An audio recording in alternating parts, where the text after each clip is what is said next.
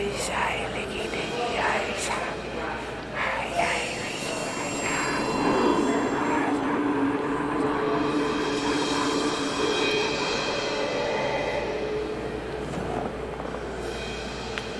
that's terrifying.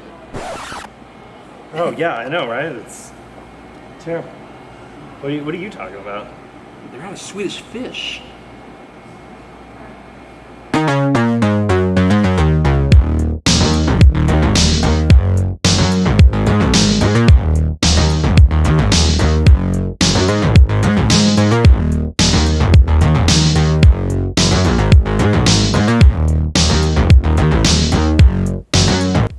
What is going on, everybody? Welcome to Tavern Talk by Initial Reaction. I am Philip, and joining me this week, Mr. Johnnie Brannon. Johnnie, thanks for being here. I appreciate it. Thanks for inviting me. Yeah, no, Johnnie is a real big proponent of the Little Rock film scene. I guess she is a co-founder of Flokati Films, co-founder of the Made in Arkansas Film Festival, but you also act and direct a lot as well. Absolutely.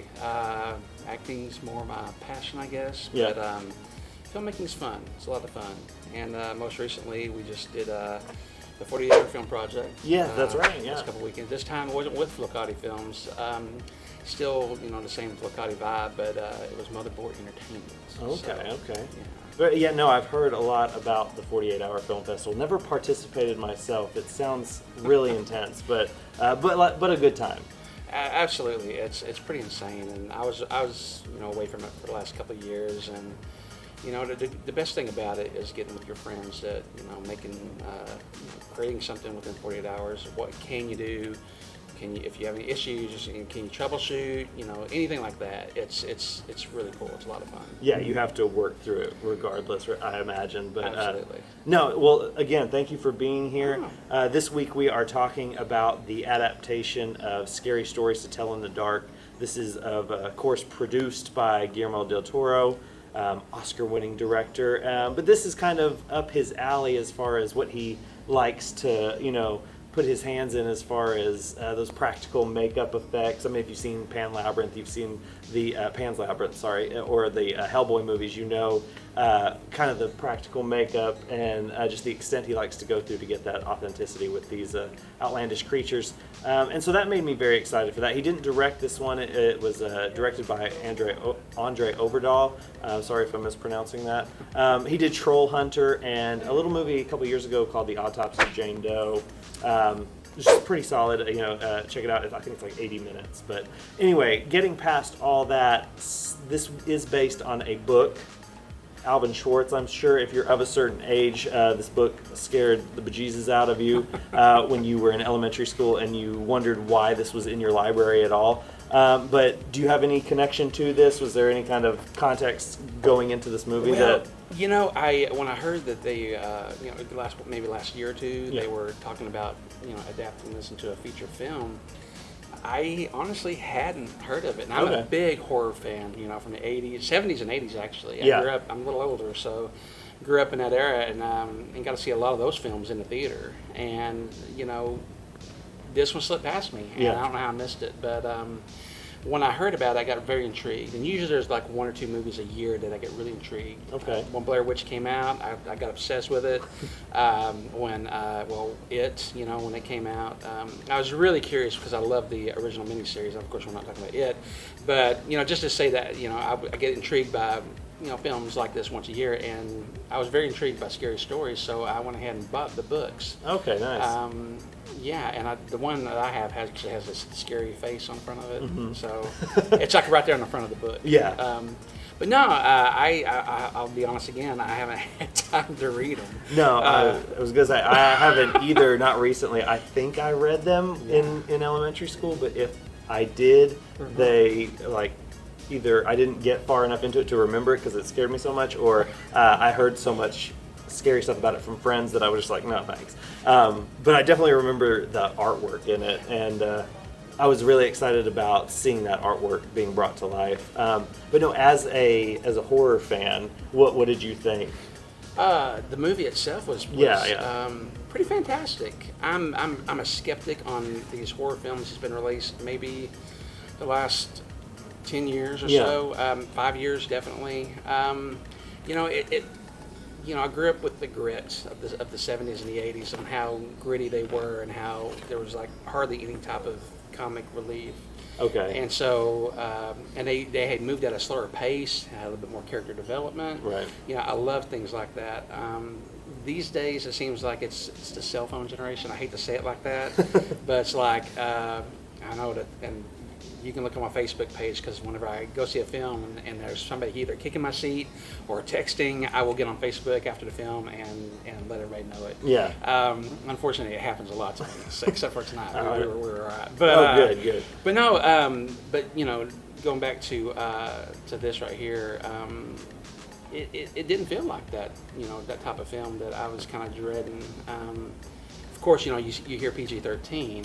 That was one thing I was going to bring up as well. It's, but it kind of I wasn't too worried about that aspect, because we were kind of talking about it right after the movie ended, and how this was a book for children, like it was a children's book, and so to go to a certain extreme with the movie might have felt false in terms of the tone of the stories that were in the book.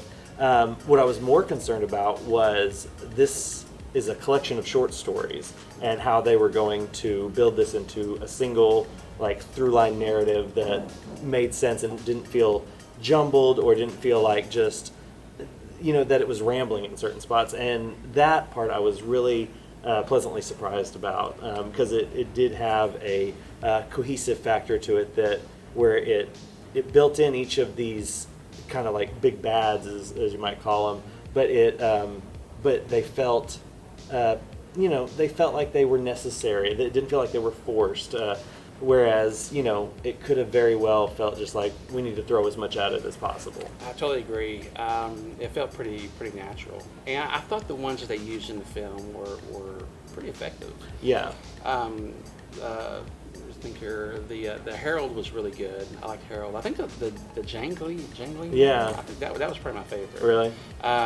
Yeah, and I guess for kids. Each of them had a very memorable, I don't know, I really liked the visceral aesthetic of it. We talked a little bit about the makeup and the practical effects of these monsters, but really, and I was a little disappointed when Jangling Man came out, because they leaned a little more into the CG element with him. Right. But I mean, the concept is there definitely. Oh, absolutely, and of course, I hadn't read that yet, but right. I'm very intrigued by the story.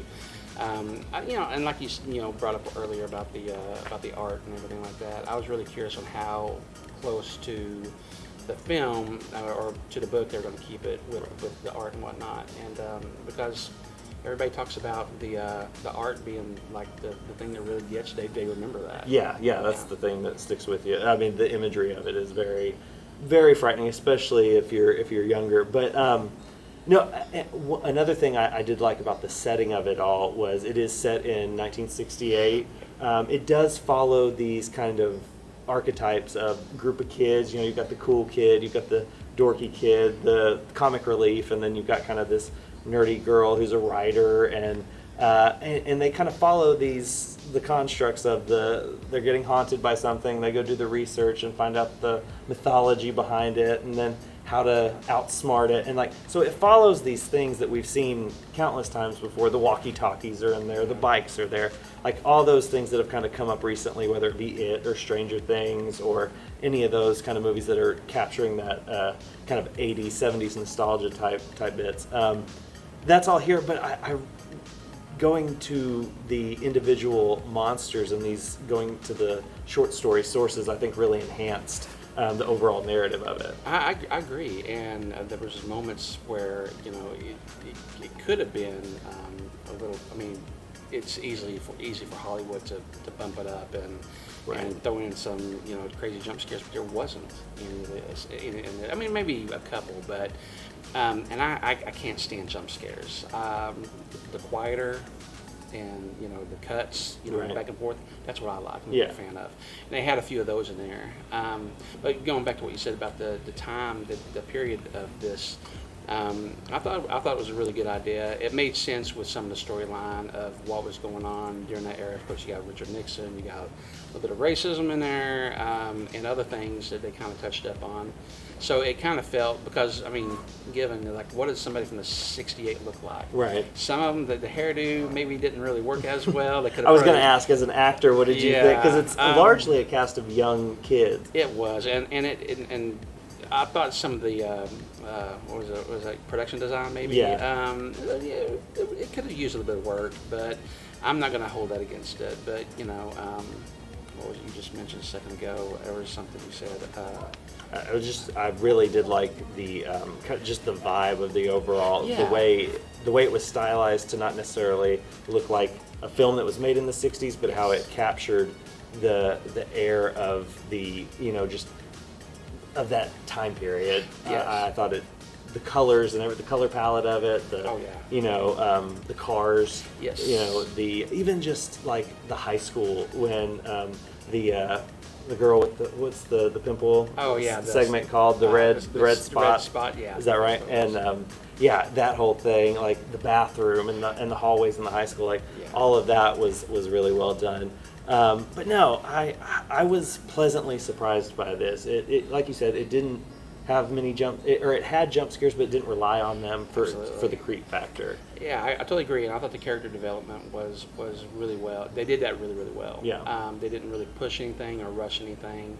The pacing was really nice, but yeah, it was very brisk, and like we were saying earlier about the story, it didn't feel jumbled or rushed or anything. They really did let us get to know these kids. Yeah, and I felt, you know, I cared actually for a couple of characters in the film. Well, maybe all of them. Yeah. But like you just mentioned about it, you know, Stranger Things, it did have that Goonies. Yeah, there we go. And I'll go a little bit more obscure. There's a film called The Midnight Hour that was a made-for-television show back in 86, 85. Oh, okay. And it's an incredible film. It's on YouTube, I think. But yes, the vibe of it is really, really cool. And this reminded me a lot of The Midnight Hour. Really oh, cool. Well, yeah, I'm definitely going to have to check that out, Yes. because I really did dig this kind of, like, it's not an R-rated gross out horror film that's just here to make you squirm just for the sake of being creeped out. It really had kind of this, like, innocence to it that, you know, and this loss of innocence with it being this cast of kid, you know, characters. And I don't know, and like you said, the time period, the setting, and everything that was going on historically added to the weight of the characters. And it was just, yeah, it had a lot more going on than I expected, but not so much that it got bogged down in it. It was, like you said, the pacing still really brisk and just delivered what you hoped it would, and maybe a little extra. But not to spoil anything, but I guess you could say a little bit of a spoiler alert. The only thing that really kind of bothered me was the fact that it ended so blatantly on a cliffhanger. I wish they would have resolved that a little more, just because, you know, you never know, and I hate to kind of rely on that. And just as a filmmaker, I would hate to have to rely on that. So I kind of wish there was more of a resolution, but I don't know. I agree. Totally agree 110% with that. Actually, that's why I waited after the credits to see if there's one. I was little hoping thing. so, yeah. So, but, you know, I'm not a spoiler. I don't know if that's a spoiler or not, but I think they do. Of course, you know, there's more stories to tell. Yeah. And whether we see them or not, you know, it's going to be up to Hollywood, and I'm sure it's going to be a successful weekend, and we'll probably see another scary stories.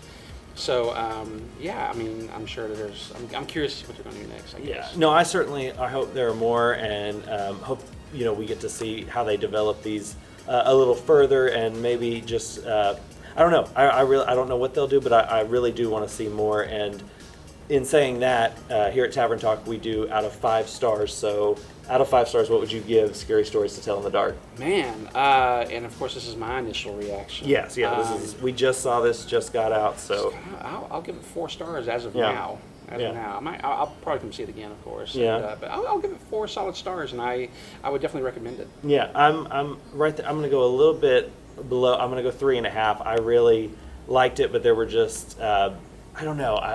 I needed a little bit more from certain things overall, but just much more solid than I expected it to be, because I kind of didn't know what to expect.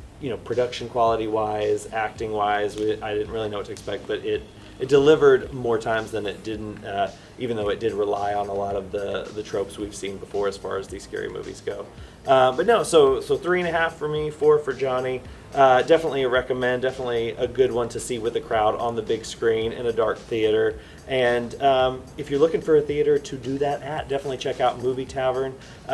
We see the movies here every week. It is a great experience where you can sit down in these big plush recliners, relax, order some food, drinks, candy, popcorn, all the good stuff while you're watching a movie on the big screen. You can't beat it. So thank you to Movie Tavern for letting us take over a theater every now and then. And thank you for checking out our review. If you want to see more, definitely subscribe, like, all that good stuff. We try to hit the biggest release every week and give you our initial reaction on it. So thank you once again, Johnnie, for joining us. Definitely appreciate it. Absolutely. And we'll see you next time.